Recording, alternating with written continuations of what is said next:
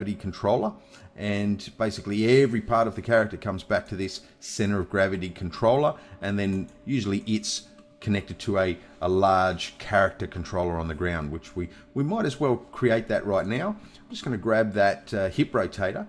I'm going to shift and drag it down, and as a copy, and this one's going to be let's call it the master character, and go OK, and just move to a left view. Have it so that it just rests perfectly on the bottom, like that. Then I'm just going to play with the radius, bring the radius up quite large, something like that. I'll probably bring it down slightly. That looks pretty good. Then I'm just going to go into a left view, and this is quite important to understand. We need to go into the hierarchy tab, and then I'm going to go Effect Pivot Only, and this allows me to actually move the pivot point of that object without moving the object. And this is very important for rigging.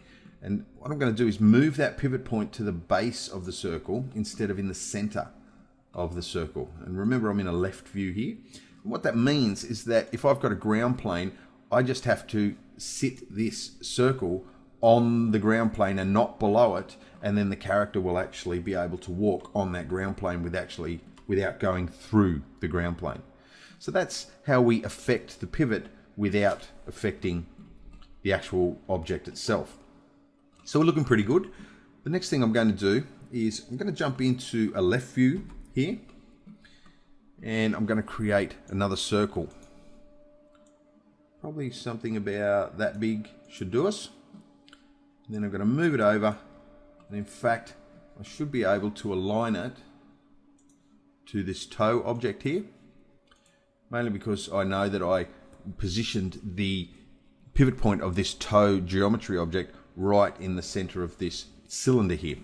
So what this is going to be is our foot controls, that we can just grab this and we can rotate the toes.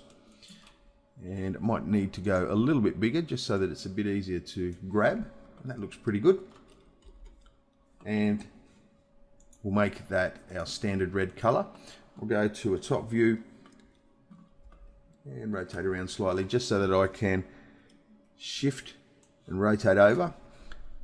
Just as a copy, go OK, and then I'm going to align that to this toe. So now I've got two toe controllers.